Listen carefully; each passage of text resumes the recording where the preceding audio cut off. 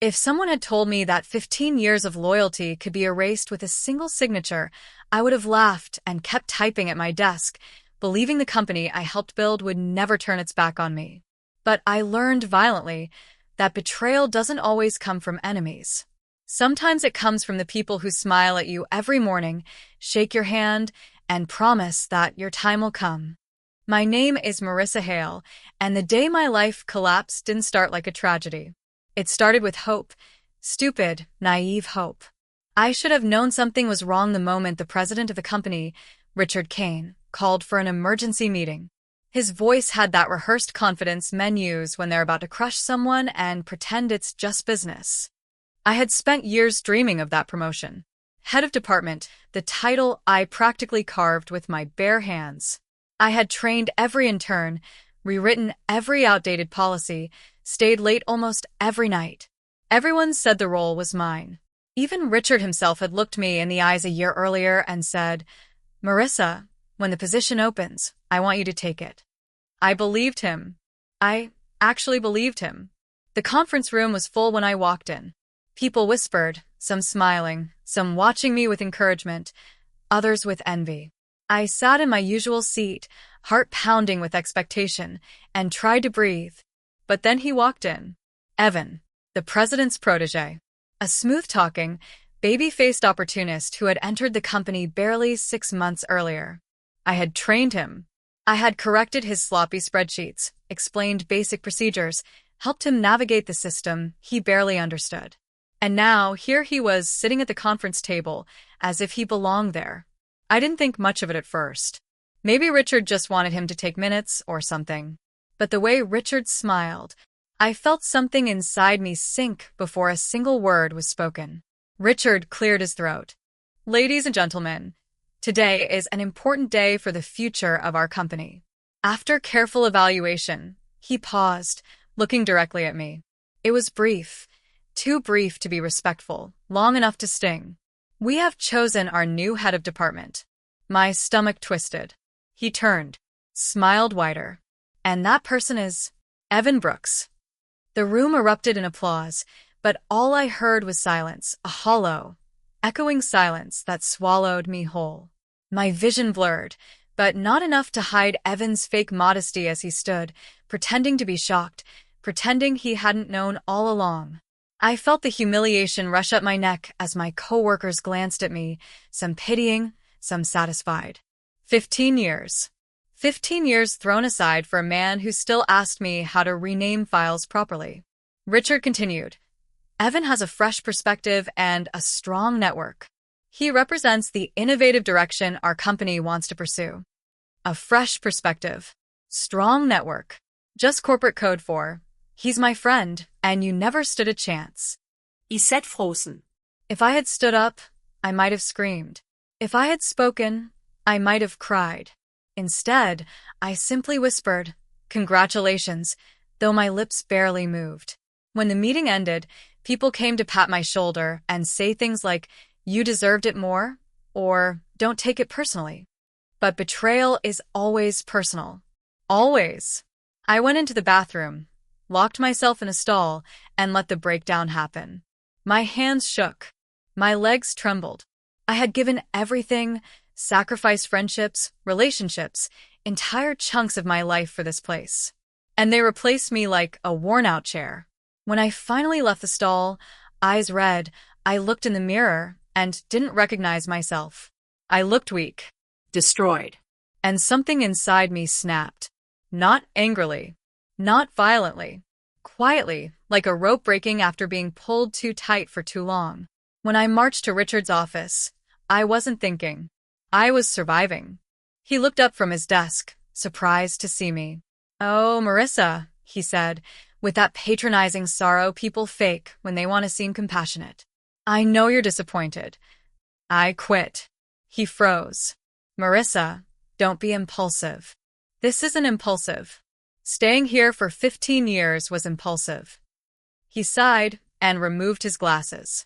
"Look, this company needs new blood. You've been a valuable employee, but sometimes loyalty isn't enough. We need leaders with connections. Evan brings that." I laughed. actually laughed. Connections. Right. Because belonging to your golf club is such a leadership skill. His expression hardened. If you walk out now, there's no coming back. Good, I said, turning away. I don't ever want to come back. I walked out of the building feeling both powerful and shattered. But as soon as I reached my car, everything hit me like a truck. The tears came uncontrollably. My chest tightened. The humiliation, the anger, the years stolen from me, it all became too heavy. The next weeks were a downward spiral. The depression swallowed me whole. I didn't leave the house. I barely ate. My friends tried to reach out, but I ignored them. My world had shrunk to a dark, suffocating silence. The kind where even breathing feels like a burden. And then, as if life hadn't taken enough, bills started piling up. Without my salary, my savings evaporated fast. I knew I needed to get up. I knew I needed to move. But depression doesn't care about survival. It traps you in place, convincing you that trying is pointless. The world kept spinning. I stayed still. But on one of those awful nights, when I lay in bed staring at nothing, I saw an email notification light up my phone. It was from an old coworker, Lena, one of the few who genuinely cared about me. Her message was short. You won't believe this. The company is falling apart without you. I blinked, confused. What? Then another message came right after. They're losing important clients. Evan doesn't know how to manage anything. Rumors say the board is furious. A breath I hadn't felt in weeks escaped me. Not joy. Not revenge. Something else. Something like awakening. The next day, Lena called me. She told me everything. Failed deals, internal conflicts, deadlines missed, clients complaining about Evan's leadership, financial losses stacking up. Richard had gambled big on his golden boy, and the company was paying for it. At first, I felt bitter satisfaction. But then something inside me stirred. Something I had forgotten. Ambition. I had always dreamed of building something of my own, but fear and loyalty held me captive. Now? I had nothing left to lose. And so, with shaking hands but a fire beginning to grow in my chest, I registered a business name. Hale Dynamics. I didn't have much money. I didn't have a fancy office. But I had something far more powerful. Experience. Reputation. And 15 years of knowledge no one could steal from me. I worked day and night, sometimes crying, sometimes laughing, sometimes wondering if I was insane. But soon, sooner than I expected, clients started coming. Small ones at first, then bigger ones. Word spread fast. Marissa Hale is independent now. And companies loved it. They loved my approach, my transparency, my work ethic. Within a year, Hale Dynamics wasn't just surviving. It was rising. And Richard's company, it was dying. Slowly, loudly, publicly. But the real twist came the day my assistant told me someone was waiting in the lobby. Someone who insisted he had to speak to me personally. When I stepped outside my office door and saw him standing there, deflated, desperate, older somehow, my breath caught. Richard Kane. The man who dismissed me. The man who ignored my worth. The man whose company was collapsing. He forced a smile. Marissa, we need to talk. And in that moment, I realized something incredible. He wasn't here to apologize. He was here because he needed me. And he was about to learn exactly what loyalty, value, and justice really meant. When I quit the company I had devoted 15 years of my life to, I felt as if I had ripped a piece of my own identity away. For days, I woke up still thinking about deadlines, reports, and meetings I no longer had to attend. And every morning, reality hit me with the same cold, sharp reminder. They had replaced me with someone who hadn't even learned where the break room was. Someone the president called a friend. Someone who didn't know a fraction of what I knew. But the company didn't care about loyalty or effort. It cared about connections, favoritism, and the illusion of leadership. I had walked out of that building with my head held high, but once the door closed behind me, the world suddenly felt too big, too loud, and too heavy. I spent the next weeks in a fog. Depression wrapped around my chest like a tightening rope. My apartment, once a refuge, became a silent room filled with my doubts, my fears, and the memory of every moment I had given that place pieces of my life I would never get back. My sister, Melissa, visited almost every day, trying to pull me out of bed, trying to convince me the world hadn't ended. But to me, it had. My routine was gone. My stability was gone. My confidence had shattered. And the betrayal. Oh, the betrayal lingered like poison in my veins. I had been loyal, hardworking, the best in my department, and still I was discarded like nothing. But grief is a strange thing. It can destroy you or remake you. And one morning, after staring at myself in the mirror for nearly an hour, I realized something. I wasn't mourning the job. I was mourning the version of me who begged for recognition, approval, and validation in a place that never valued me. That woman was gone, and she was never coming back. So I picked up my laptop and opened the blank document. At first, all I could do was stare at the screen. But then, slowly, almost like instinct waking from a coma, ideas began to form. Ideas I had pitched for years but had always been dismissed. Ideas that could revolutionize everything if someone had just listened. Ideas the company never believed in. I didn't know what I was creating yet, but I knew it would be mine. And for the first time in months, I felt the faintest pulse of hope. It took me 3 months to build the foundation. I worked day and night, fueled by a mix of anger, clarity, and a renewed sense of purpose. I studied competitors, analyzed market gaps, designed my own system, reached out to investors, and little by little began assembling a team of people who believed in my vision. People who respected me. People who valued what the old company ignored. By month 6, my company, Eclipse Dynamics, was officially launched. And from day one, we were a storm.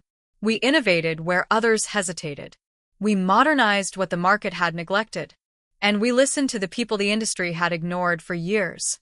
Within the first quarter, our growth was explosive. Investors kept coming. Clients kept signing. And every report that came in showed the same thing. We were rising, faster than anyone predicted.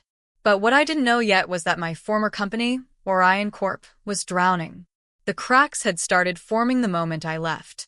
The president's friend, Kevin, the man who stole my promotion, had no idea how to run a department. Projects collapsed. Deadlines were missed. Clients left. Money vanished into rushed fixes and desperate attempts to stop the bleeding. Employees began quitting. The company's stock plummeted. And eventually, word reached me. Orion Corp was on the verge of collapse. One evening, as I prepared for a major partnership meeting, I heard a knock at my office door. When I looked up, I froze. It was him, Eric Dalton, the company president, the man who once told me, "You're good, but leadership requires presence."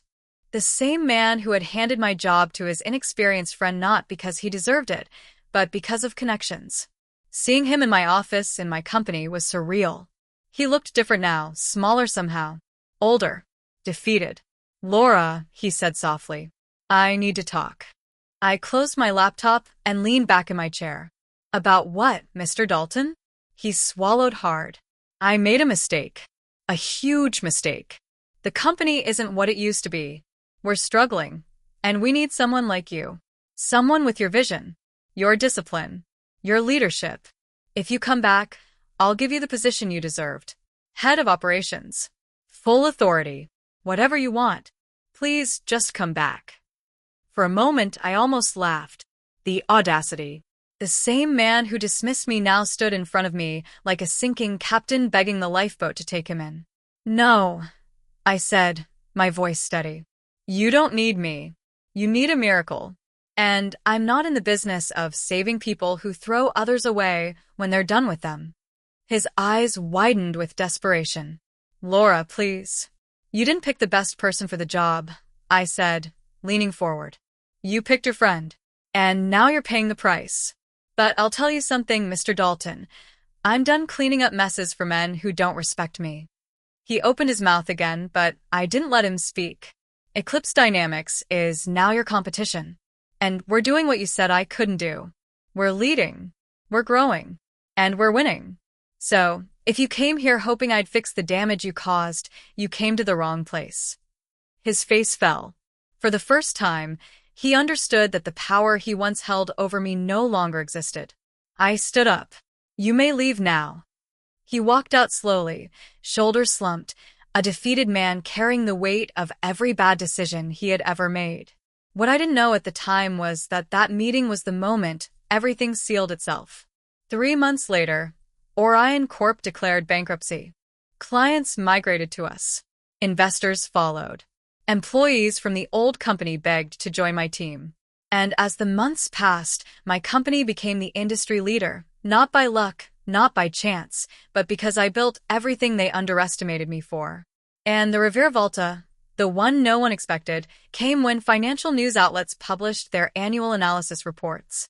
Eclipse Dynamics, my company, had officially surpassed Orion Corp's highest historical revenue. And on the same day, I was listed among the top rising CEOs of the year, the same list the old president had always dreamed of being on. I didn't just rise. I didn't just succeed. I became unstoppable. And the company that once broke me, it no longer existed. Because I had built something stronger, not from the pieces they left behind, but from the fire they ignited inside me. When I walked out of Ethan Caldwell's office that day, his voice breaking as he begged me for one last chance, I thought the chapter between us was closed forever. But life has a cruel talent for twisting stories at the exact moment you least expect it. And my life, at that point, was moving at a speed I could barely process. Caldwell Corporation was collapsing faster than the media could write headlines about it, and my company, Aurora Strategics, was rising like a phoenix with wings of fire. Investors called me every hour, opportunities multiplied, and for the first time in my life, I felt what true power actually was: quiet, cold, and incredibly expensive. But even in the middle of that storm of success, I couldn't shake the bitter taste of betrayal. 15 years of loyalty, devotion, sweat, and sacrifice, thrown away because Ethan preferred giving the position I earned to his little friend Lucas, a man who barely survived a fiscal report without a calculator. The humiliation branded me so deeply that sometimes, even while signing million-dollar contracts, I could still feel the echo of that moment burning inside my chest. And that's when the unexpected happened. One evening, after a 12-hour meeting marathon, I went back to my penthouse, exhausted to the bone. The city lights glittered below, looking like broken promises scattered across the horizon. I poured myself a glass of wine and sank into the couch, finally allowing the silence to settle. The world outside was loud, chaotic, competitive, but inside my apartment, everything felt eerily still. Then my phone vibrated. I didn't recognize the number. I almost ignored it. But something, intuition, fate, or maybe the remnants of my old self, made me answer. Hello. For a moment, no one spoke. I only heard breathing, shaky, unsteady, like someone trying to stay composed. Then a familiar voice whispered, Isabella, it's Lucas. My blood turned cold. Lucas Hart, Ethan's protégé. The man who stole the job I dedicated a lifetime to. The man who smiled at me on the day I left, pretending not to know he'd been the knife used to stab me in the back. I tightened my grip on the phone. What do you want, Lucas? His voice cracked. I need to see you. Please. It's urgent. I almost laughed. After everything they did to me, after everything they took, now he wanted a meeting? I told myself to hang up, to block his number, and go on with my life. But something about his tone, it didn't sound arrogant or triumphant. It sounded terrified. 5 minutes, I said. Talk. He swallowed hard. Ethan, he's lying to you. He's lying to everyone. I froze. Of all the things I expected him to say, that wasn't one of them. What are you talking about? There was a long pause, too long, and then he whispered, You didn't lose that promotion because he thought I was more qualified. You lost it because he needed someone he could control. Someone who owed him. Someone who wouldn't expose what he was doing. And you were dangerous to him, Isabella. You were too smart, too capable, too independent. And he couldn't risk you discovering the truth. My pulse thundered in my ears. Discover what, Lucas? A short breath. A trembling confession. A truth heavy enough to tilt my entire world.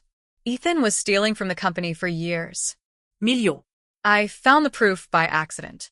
He forced me to take the promotion so he could pin everything on me when it eventually collapsed. The room spun. For a moment, I couldn't speak, couldn't move, couldn't breathe. Every injustice, every insult, every ounce of humiliation suddenly made sense, not as incompetence or favoritism, but as strategy. I wasn't overlooked. I was eliminated, because keeping me close meant risking the truth coming out. And now he's trying to blame me, Lucas whispered, voice breaking completely. He forged documents with my signature. I swear, Isabella, I didn't know. I didn't know he would do this. I closed my eyes, rage simmering so deeply it felt volcanic. Why are you telling me this? Because Ethan's coming after you next. My heart stopped. What? You exposed his company when you built your own. You proved he didn't know how to run anything. And people started asking questions. He thinks you'll uncover the money laundering trail if you dig too deep. He's desperate, Isabella. Desperate men do desperate things. I felt a chill crawl down my spine. So, what do you want from me? You're the only person who can stop him. A bitter laugh slipped from my mouth. The only thing I want is justice. Lucas whispered, then meet me tomorrow. I'll bring every file, every document, everything he made me hide. You can burn him to the ground. I didn't sleep that night. Not 1 second. Because suddenly the narrative shifted. I wasn't just the woman who rose from the ashes. I wasn't just the victim who built an empire. I wasn't even the competitor who destroyed the company that once destroyed her. No. I was the final threat standing between a corrupt man and the consequences he feared more than anything, the truth. The next morning, I met Lucas in a small, worn-down cafe outside the city, neutral ground. He looked nothing like the confident man who once strutted through Caldwell Corporation's hallways. His eyes were hollow, his hands trembling. He slid a folder across the table. "This is everything," he whispered. I opened it, and my stomach dropped. Bank transfers, forged signatures, illegal partnerships, hidden accounts overseas, and one detail that hit me like a punch to the chest. My name appeared on one of the forged authorizations faked by Ethan to frame me. He didn't just push me out. He tried to destroy me completely. I looked up at Lucas, fury burning through every cell in my body. "Why didn't you come forward sooner?" "Because he threatened my family," he whispered, tears gathering in his eyes. "And because I was a coward." I took the folder, stood up, and walked away without another word.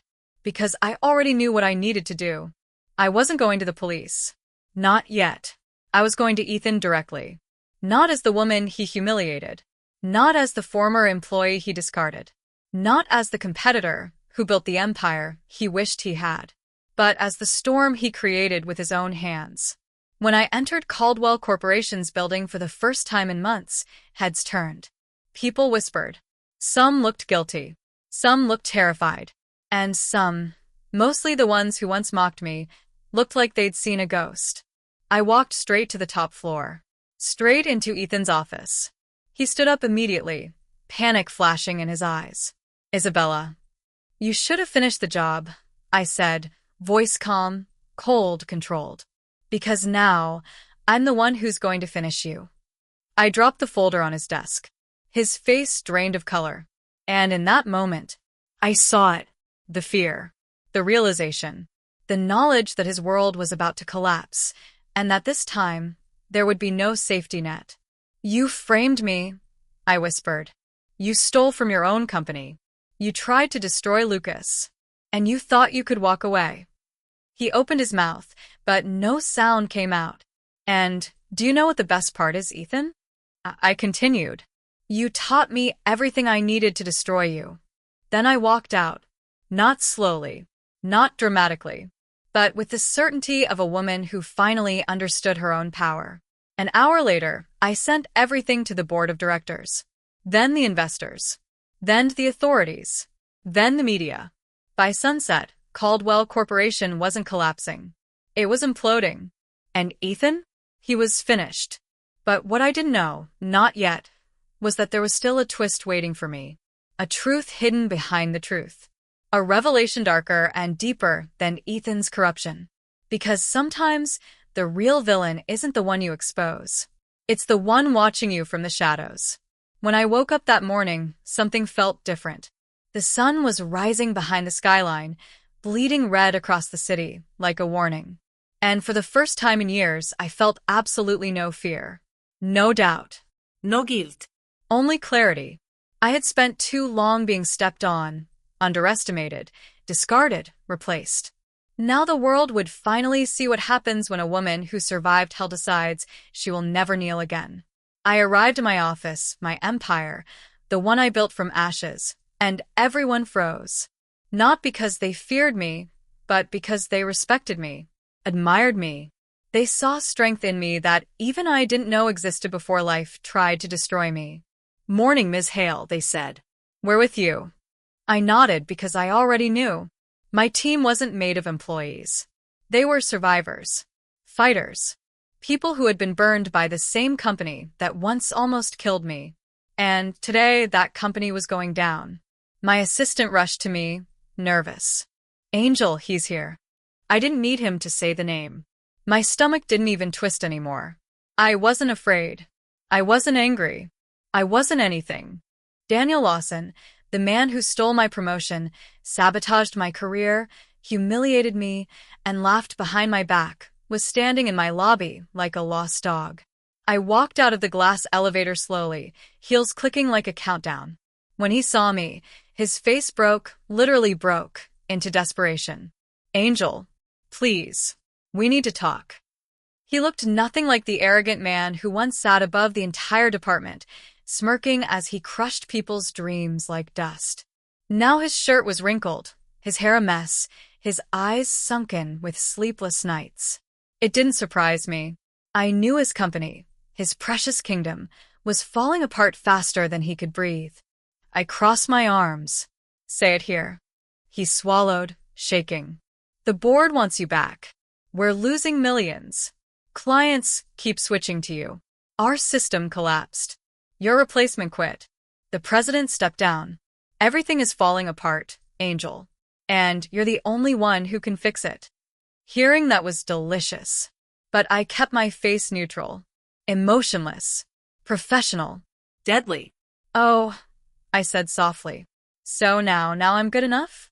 He stepped closer, eyes pleading. "I was wrong. I was stupid. I let myself be manipulated. I should have chosen you for the role. You deserved everything. You always did." He paused, voice cracking. "Please come back. Let me fix this." I almost laughed. Because life is funny.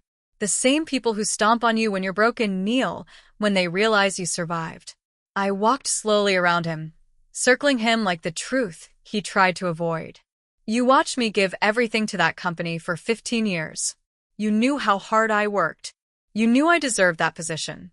But you promoted your friend, your drinking buddy, and smiled in my face while I crumbled inside. You never apologized. You never cared." He closed his eyes. "I care now." "Of course you do," I whispered. "Now that you're drowning." He grabbed my hand. I tore it away instantly.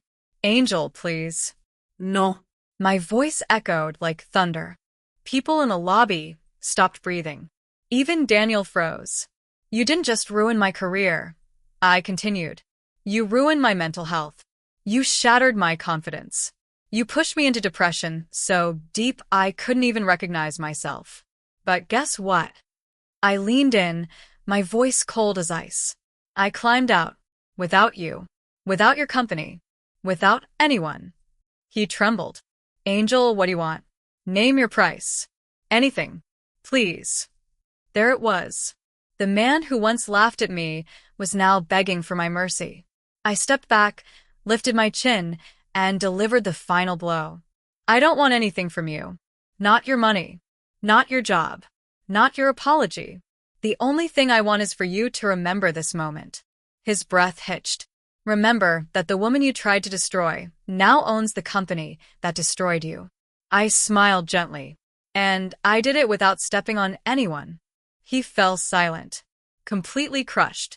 But life wasn't done with him. My lawyer approached me with a folder. Ms. Hale, the documents came through early. They're ready. Daniel frowned. Documents. I took the folder, opened it slowly, and smiled like the devil himself had blessed me. Angel, what did you do? I handed him the papers. His eyes scanned the lines. Confusion. Shock. Horror. Then pure devastation. No, this can't be real, he whispered. Oh, it's very real, I said. With the help of investors, smart acquisitions, and a few companies Daniel mistreated years ago, I had just purchased full controlling interest in his corporation. His entire corporation. I own you now, I said. I bought the company this morning. The lobby erupted. My employees, my investors, even security, all cheering, clapping, celebrating Karma's most elegant masterpiece. Daniel collapsed into a chair, breathing hard, panic flooding his eyes. Angel, don't do this to me. Oh, Daniel, I said softly. I didn't do this to you. You did this to you. He looked up at me, broken. What happens now? I walked to the elevator, turning my back to him like he once turned his back on me. You're fired. The doors closed. And the world watched the rise of a woman who refused to stay defeated.